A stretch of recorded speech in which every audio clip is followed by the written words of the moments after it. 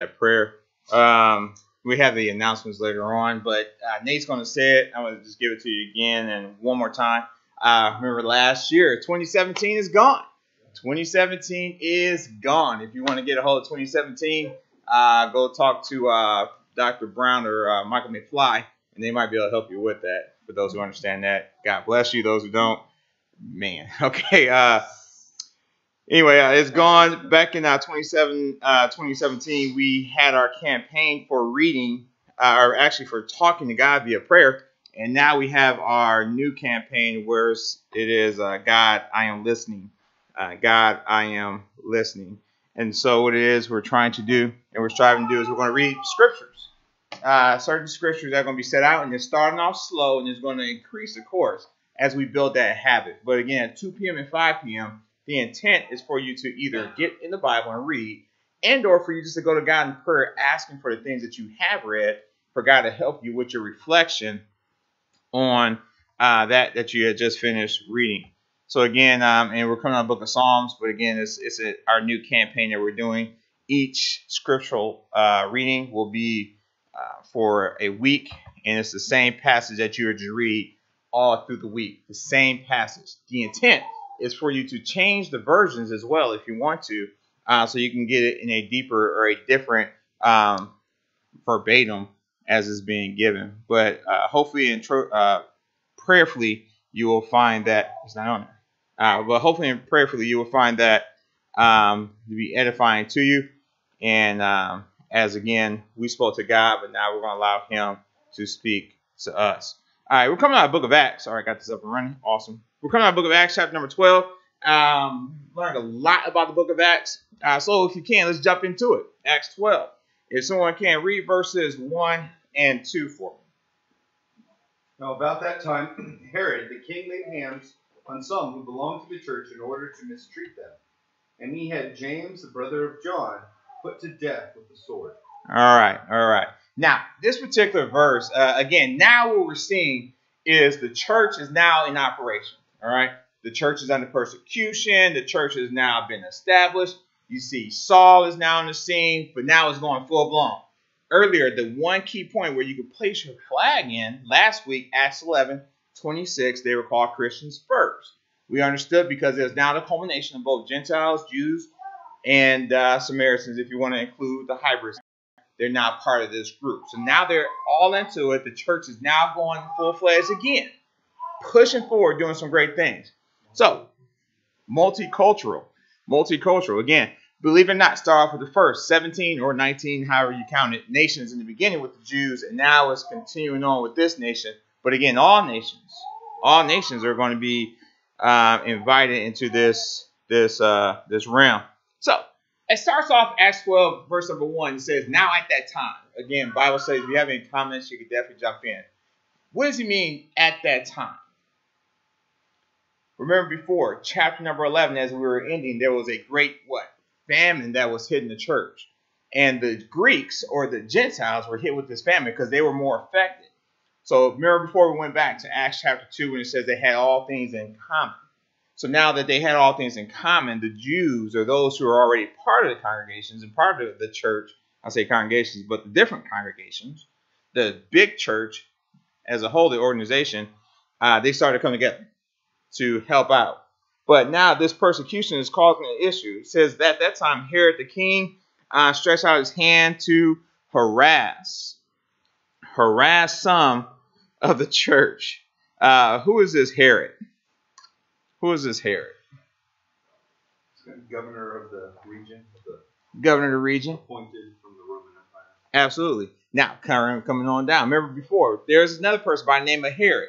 This is his grandson, the original Herod who was attempting to kill Jesus. Remember before, and I think it's Matthew 3, when they were going about, and the people came and said, hey, there's this new king coming, this new seed, and Herod says, I need to kill it. So we need to kill all these little kids, all the babies. Unfortunately, what he was trying to do out there in Bethlehem when he tried to kill Jesus. But he was totally unsuccessful. Also want to look at that thing called harass. This is nothing new that the church gets harassed. We find it surprising, though. Why is that? I'm here to let you know the church is not a social club, and it's not like Club Med where you just don't get bothered. Man, if you're part of the church, trust me, this world is not our home. This world is filled with satanic type things to where people just won't like what you're doing. And they're going to try to do the best that they can to stop your movement, to stop what you're trying to do. And so that's one of the things that Herod, you see, from a government perspective, they were harassing the church. We got all caught up in arms when they took away prayers from the schools. This wasn't the first time that the government intervened in spiritual matters. But again, you saw that was taking place. Just to give you a quick little portion on that. And then he killed James, the brother of John, with a sword. So this is actually a huge persecution that's taking place because now the apostles are being chopped off.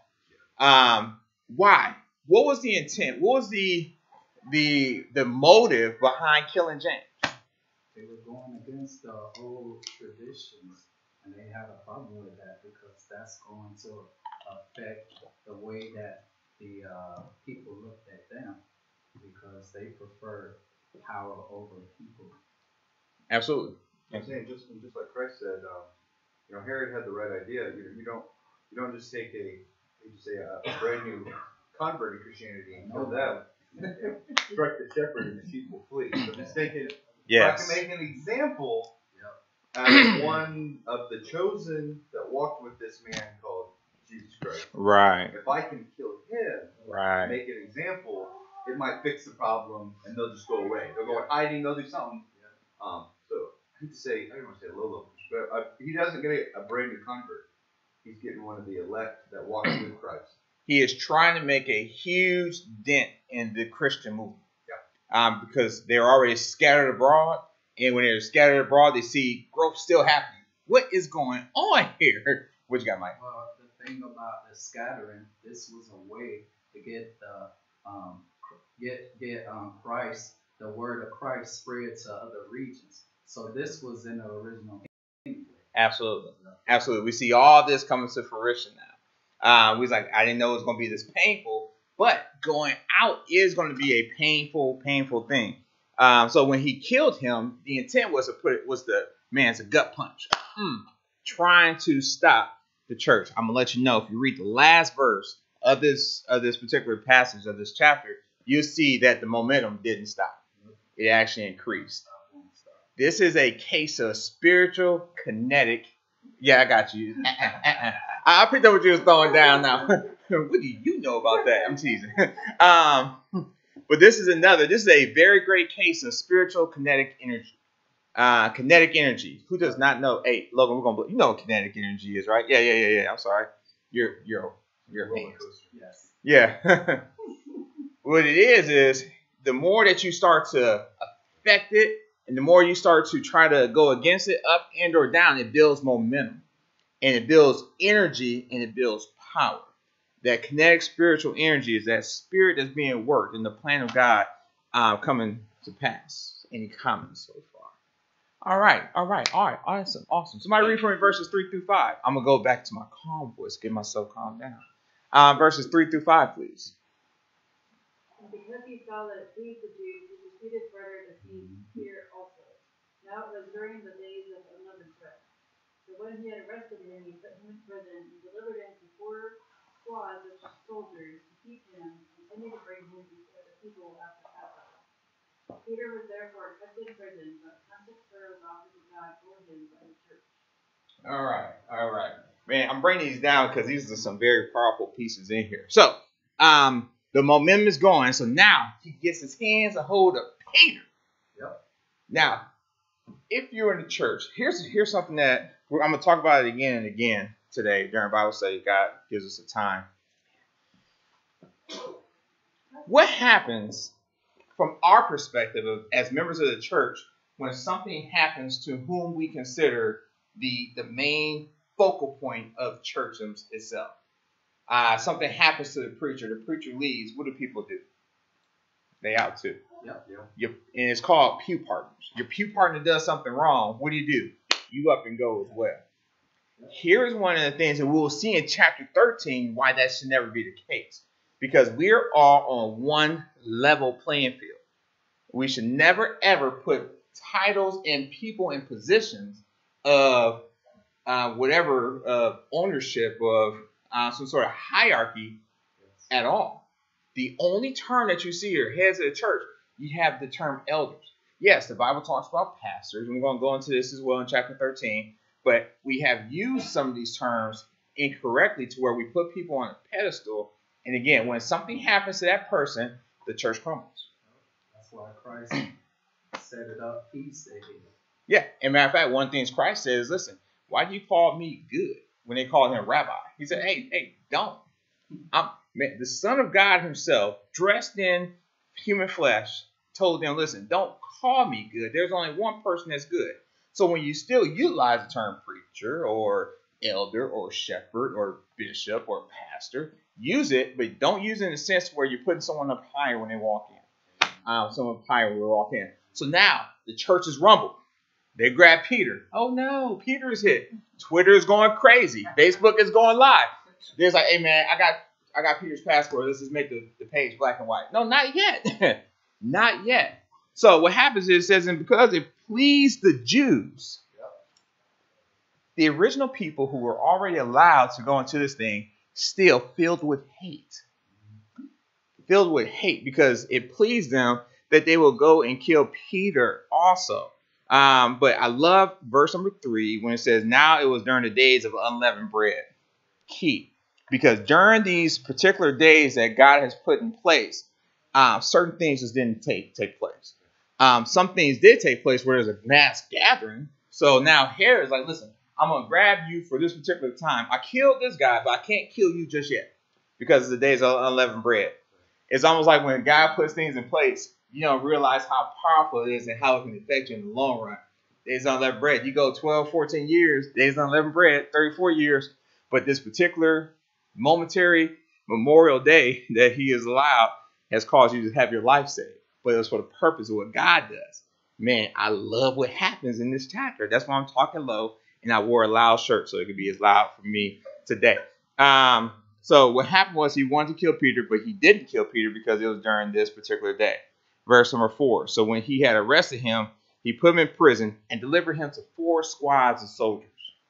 4 squads of soldiers. In this time, the 4 squads of soldiers is called a quaternion. A quaternion. Quad being 5. I mean, not 5. 4. Quad being 4. I keep wanting to go like this. But quad being 4. Normally, when a person's put in prison, you get 4 people assigned to you. Man, it's blessed. That's what happens with Paul later on down the line in the later chapters of Acts. But now Peter has not only the original assignment of 4 people to him, he has 16 different groups of people. Now, if people say it wasn't 16, it was only just 4 people that they just happen to identify, cool, I don't care how you take it, but put it like this. You had this quaternion that was there. The intent for the quaternion was this. 2 are standing outside. Inside the prison, you're chained to 2 other guards. So the case is this. You're not going nowhere. You just can't go nowhere, Mike. I remember just the other day they were put into prison. What happened? They got out. Exactly. That is why, good point. And this is where we're going at. This is why he put 16 people. He went overboard. Similar to what happened with Jesus. They put him in that tomb. They put the Roman seal around it. And they put the soldiers in front of it saying, hey, he ain't getting out. This ain't happening. This is what's happening here. This is why he put 4 soldiers, 16 people. Because again, if you really look at it, it clearly says 4 squads. Okay, 4 squads of soldiers to keep him, intended to bring him before, after the Passover. And then verse 5 says, Peter was therefore kept in prison, but constant prayer was offered to God for him by the church. Now, why did they pray? And why did they not storm the building? What you got, Mike? Because remember, when they are having problems or storms come up, this is the time when you have that old-fashioned communication with God, because this is the way Jesus taught them. Remember when Jesus was about to go and be persecuted Mm-hmm. when he was about to be crucified. What did he do? Pray. Pray to his Father. And that's what we have today. And that's the difference between us and denominations. They don't have that. You know, this time next year. Oh, Herb, what you got? Go ahead. No, go ahead. Boom. Nice. Vengeance is mine, says the Lord. Yes. We're not to take vengeance out of those who we're supposed to love our enemies. We're not to take vengeance out of those who actually were wrong, which is very difficult, especially in today's society, because as a human, you want to retaliate. Right? Now, there's a difference in defending yourself, as with the Israelites, they always defended themselves unless God told them to go out and do something. Right.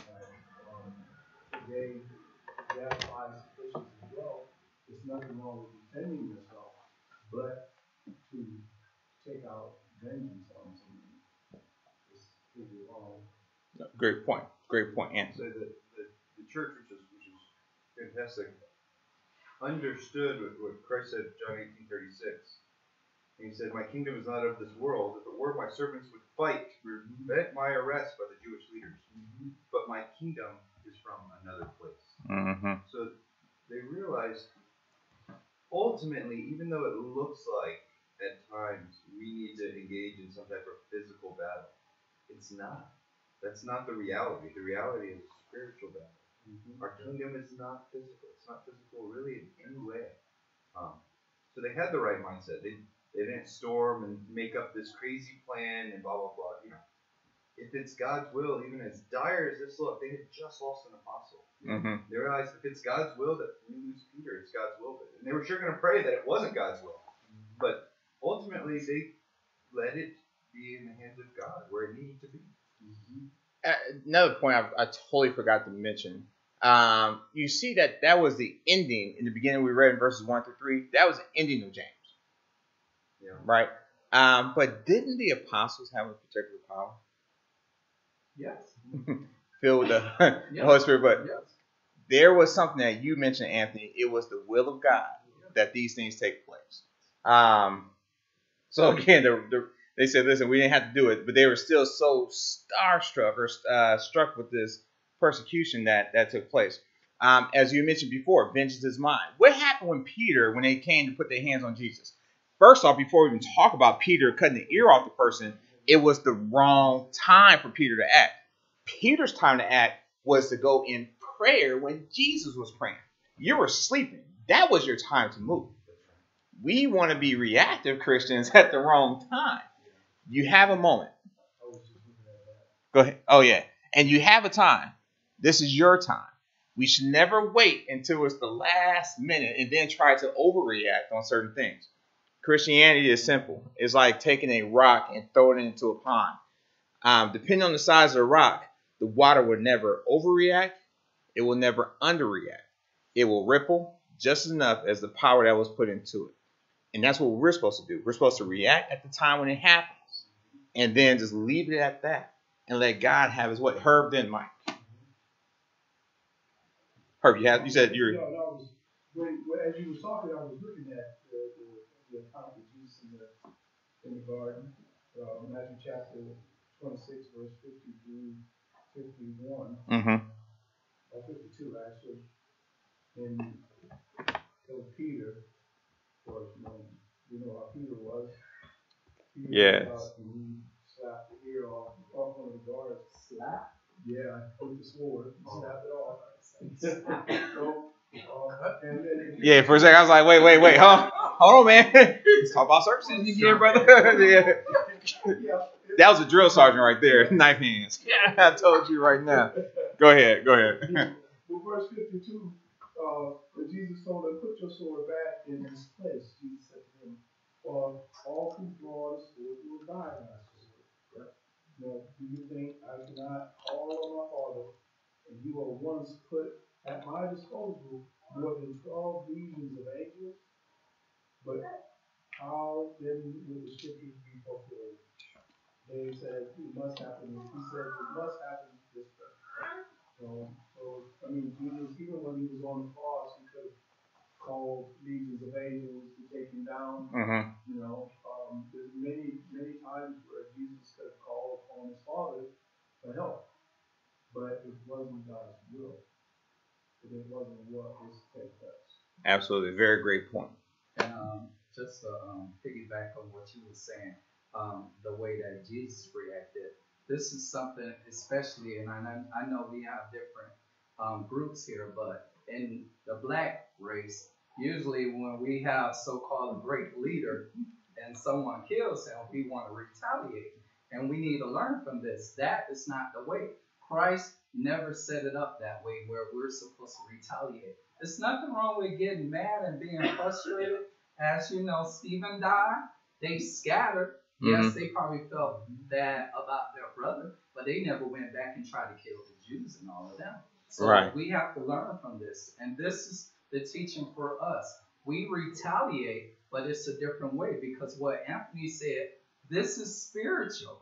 This is not physical. So we're not trying to mobilize some type of military on earth and we take care of all the problems on earth. It never meant to be like that. Christ set it up where he made the sacrificial sacrifice for us.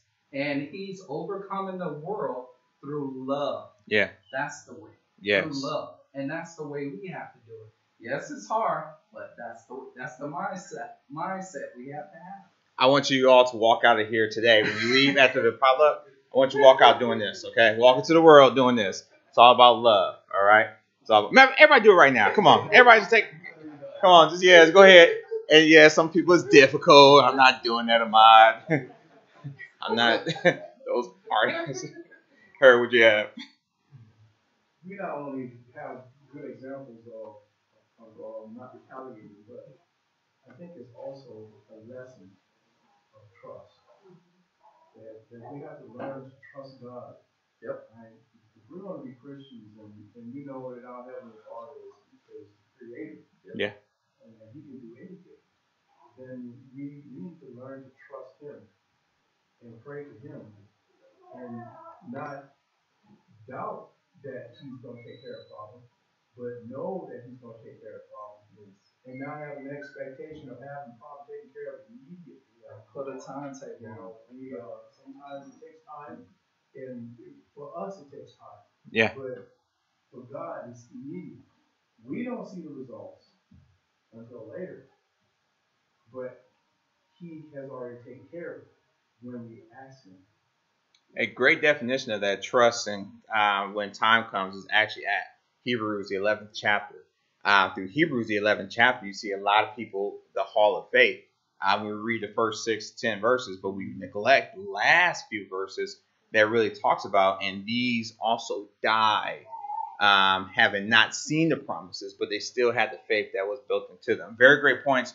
That was said. All right, somebody read for me verses 6 through 11. 6 through 11. And when Herod would have brought him forth the same night, Peter was sleeping between two soldiers, bound with 2 chains. And the keepers before the door kept the prisoner. And behold, the angel of the Lord came upon him, and a light shined in the prison.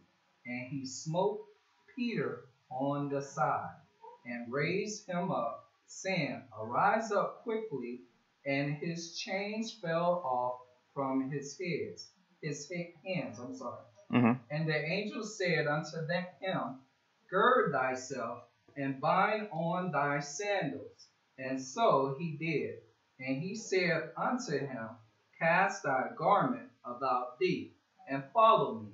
And he went out and followed him, and wist not that it was true, which was done by the angel, but thought he saw a vision.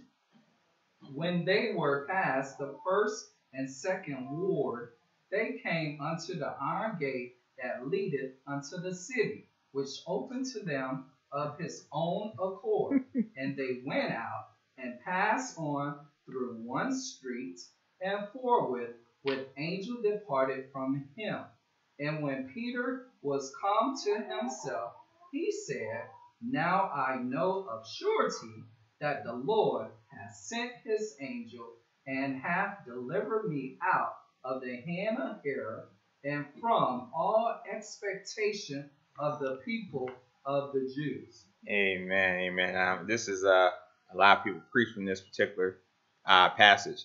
How many obstacles? Actually, it was about 10 obstacles that stood between Peter and where he needed to get out of. And I love how through detail, the Bible goes through between him and freedom. Now, it was because freedom could have been from the chains. Freedom could have been from the 16 cats that was watching him. Freedom could have been from, as you saw right there in verse, I love how he says right here in verse number 9. No, verse 10. When they passed the first and second guard post, they came to an iron gate. And once they got to the iron gate of this city, they had to go down to a street, and then they had to go through. So you were already deep inside the prison. And then you had to get out of the prison some way, somehow. There's a TV show called Prison Break. This is material right here from Prison Break, okay?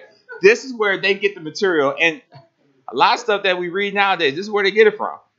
So these two, it was about These it was 2 chains that held him back. His 2 hands, the 2 soldiers that were at the end of the chains, the door, the guards that were on the other side of the door, the first and second guard post, and the iron gate. So that's about 10, 11, and there's a few more in there. But just imagine all these things that stood between him and his freedom. And again, it's the power of God that can just do these great things. Now, here's a question.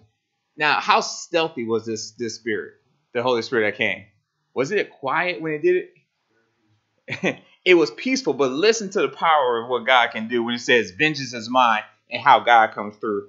Verse number 6, it was when Herod's about to bring him out, that what? Night. Peter was sleeping, bound with these chains and soldiers, and I love how it sets the scene.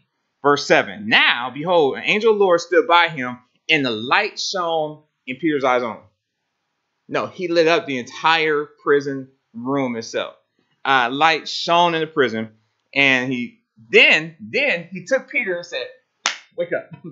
Have y'all had to be struck in the wake up?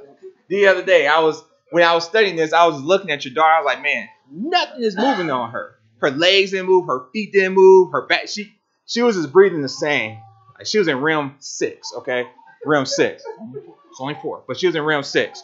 And she wasn't moving. And when I was like, you know what? That's just I wanted to take a picture so bad. But so all these things, the little angel hit Peter, told him, listen, you need to get up. And it's like Peter is not he's not what's the word I want to say, unfamiliar with the angel hitting him, because he just a few chapters before had to arise, get up and eat, kill and eat when he had the same situation. But again, so he had to hit Peter. He talked to Peter. And then he took the chains off. Last time I checked, chains don't fall off easily. And this ain't the bike chain that you have that has a plastic on the end that it falls softly. Now, before you get to it, here's what the reason why he put all these 16 guards in place as well. I forgot to mention it. Because the church had a history of getting out of prison. They had a history of breaking free. Yeah, just the other day, chapter number 4, when they threw him into prison, they got him right back out. So they're in prison. Everybody like, what are we going to do with them? Hey, man, they outside talking. What do you mean outside talking? Man, get away from me. And they out there spreading the word still. What'd you have? I was going to say, without spending too much time on the how, which is really the least important thing. Ever since I was young and read this passage, I really think, we have a God who is beyond time and space and beyond anything we have. So I really believe when all these things happened, it did light up the self, the chains did fall and make noise, but that God actually stopped time for the world except for Peter. I believe that the reality as we know it actually stopped. Time stopped, and he rescued Peter in that space of no time. Now, consider that. If you want to consider, especially for people who say they don't see the common sense behind it on the power of the Spirit, consider that with them as well. Hey, riddle me this. This is that reason together piece comes into play. Because in the moment of time, God is working on you. And one of the things that you need to focus on is just you and you only. And what's happened with Peter's not realizing what's going on. But at the same time, in the end of that process that Peter goes through, Peter finds himself delivered from where he was to where he needed to be. Because again, we talk about the stealthiness of it. It really wasn't much stealthiness in here. He was talking to him, and then it wasn't a fast prison break either. You know, most people, they get up and it's like a quick prison break. If I know I'm free, it's like the kids, doors open, I'm gone. Yeah, I'm gone. But he told Peter, listen, get up, put your clothes on. Tie your sandals. Don't grab your sandals and tiptoe through. God is not a tiptoeing kind of God. He wants to make sure that you know that it is him that brought you through all of this, that brought you through everything that you have going on. And just to hit on the times that we live in, these so-called prophets, Peter doubted. You see how Bible time, how it's different now? Without sure they believe that God is talking to them. These men of God, even they doubted. Even look at John the Baptist. He doubted Jesus. Is this the Jesus that we? He's saying his. Yeah. I've been prophesying about. Exactly. He's not Yeah. It's not happening the way I thought it would happen. Nowadays, these people, without a shadow of doubt, God spoke to me, and that's the way. You got to go back and look at the way, the patterns it happened in the Bible, and then that will tell you the whole truth. These people were just ordinary men. They even doubted. It's a difference. The patterns just don't match up. And look at the first verse number 6. Look at the peace that passes all understanding in Peter. What was Peter doing? Sleeping. What's about to happen the next day to Peter? He's about to be killed. But what is Peter doing? In the midst of his problems, in the middle of the prison, huh? Who would do that? Someone who's at peace. Exactly. Someone who is at peace. We'll serve God, even if God chooses for us to be consumed in this fire. Yeah. He's still the true God, but we know He can rescue us if He chooses to. Yeah. That's Peter's attitude. If God chooses to rescue me, He will. If not, I'll die tomorrow. So be it. Yeah. Be with my Lord. And then I go out with a bang. Go out with a bang. Concept knowing that if you die, your spirit is going to be in heaven with Him. You know, I think Jesus, of course, even Jesus cheered when He prayed in the garden, but He did the will of God. But He knew that where He was going and what was going to happen to Him, having that peace that surpasses all understanding is very important for Christians today, because we also doubt and we have fear. Yeah. You know, but if we truly believe in Jesus and we truly believe in God, and knowing everything that God is through His Word, then we can develop that peace when things come about. The Holy Spirit is there for us. So let's go into a workshop, because we talk about this all the time. How do I develop this kind of peace? How do I develop this kind of peace? I want to read the next passage right here. Through understanding the nature of God. Studying. All right, so you say through studying. Now listen, I studied a lot. Trials and tribulations. But this stuff doesn't happen real quick. Yeah. Now, as I'm studying, what am I supposed to get out of this that I'm studying? I'm reading the Bible, and I'm considering it as a historical passage and things that have happened, knowing that God has possibly brought me out of things, but what do I need to do when I'm studying? What's my biggest takeaway from studying? And I'm just asking. I don't have understanding. and all that reading, get a what? An understanding. Pray for it. And then with the understanding, the implications of what you need to do in your life. So action. Yeah. How does it apply to us today? Yeah. Action. Yeah. Building a faith. Believing.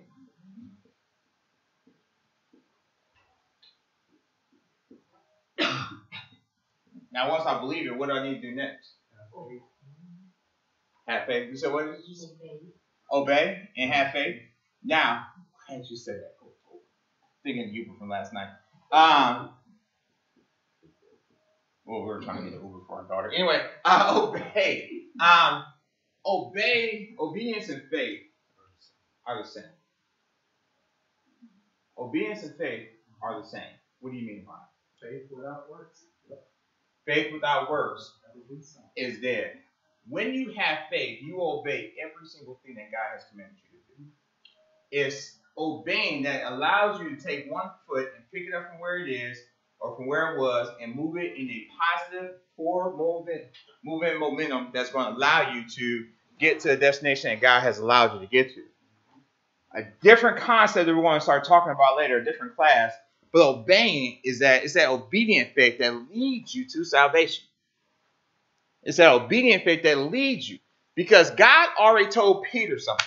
I'm going to give you the keys to the kingdom. So Peter already got the keys to the kingdom. Then he got another promise. Go out to all the world. The last particular passage that Matthew wrote. And he says, I will be with you even to the ends of the age. Remember in even chapter 14, 15, and even 16 of Peter's life, Peter has so many significant events happen to him. On the boat, when the boat was rocking, Jesus was doing what? Sleeping. It's almost like Peter's in prison saying, the boat was rocking, he saved me, let me go ahead and go to sleep as well. Because remember, in chapter 16, when Jesus asked Peter, who do men say that I am? And he says, this is what everybody's saying. And he went specific. It's like Peter says, without a doubt, because in my previous chapters, I saw you feed the 5,000. I saw you stop the winds and seas from going crazy. And you, Jesus, even pulled me out of the water. So without a shadow of doubt, he understood by studying the situations that he had an understanding that led to it. But sometimes our understanding needs this thing called revelation. Sometimes our understanding is not enough. We need something to be revealed to us that he's going to do it. I ask the question, has God done something in your life that he's revealed to you that he can do? What Satan does, he wants to take off this, and pray to God is the reason why we're doing this the entire year. You want you to doubt that God is going to do things that you ask. Absolutely. That God didn't do what he said he would do. Spot on. Just like how a laptop needs power to stay, you need to be connected. Who was not here last Sunday? Okay. Oh, you need to be connected. All right. You have to encourage yourself. You remember the word? You gotta shazak yourself. Man, took the cables. You gotta encourage yourself. You see how it all comes through, Mike. We talked about confidence as well. Just like a doctor goes through the procedure, he studied, he learned for it, and so the work he does, he relies on. Okay, I've studied this, and I know I can do this, and it is what there's just some trust and obey. So you study, you trust in what you know, and it's going to get you through. That's the hard part. Mm-hmm. No, and you're right. Listen, this process from point A to point B, it's called in the meantime. Y'all heard that before? In the meantime. I'm going to let you know, in the meantime, it's going to be what? Some meantime. It's not going to be easy. It's not going to be pleasant. Nothing in this earth is pleasant. Let me take that back. Earthly things are pleasant. Fleshly things are pleasant. Satanic things can be pleasant, depending if you're cutting yourself and just eating snakes. Like there's an article I'm gonna show y'all later. It's crazy. But even then, people are caught up in all these things that bring pleasure, but they forget there's a process that you have to get. There's a peace that passes all understanding. And when you're finding yourself with these three things being stuck, not happening, you got to realize, where am I? What do I need to do to get back into this level of having faith that God will deliver me? You have to be able to have the power to fall asleep in prison. You have to be able to have the power not to fall asleep during a test that you just got hit with. Don't do that. But to go through just humming a tune in your head. The teacher should be telling you to be quiet. I just can't keep it in me. The joy that God has happened. But this is a situation. We're not going to finish here in Acts 12. But many of us are right here in verse number 6 of Acts 12. When he was about to bring them out. You're preparing to go into a position, into a situation that you don't want to go to. You are actually prepared and about to go into a moment of your life that is just the worst moment ever. Something that's going to literally kill you. Kill your character, kill your heart, kill your feelings, kill whatever it is that it may be. Career is something that you're not comfortable with. Psychologists will go up and down through many, many books to see exactly what can you do to fix this particular situation. But in the end, chapter 12 showed you it's through prayer of the church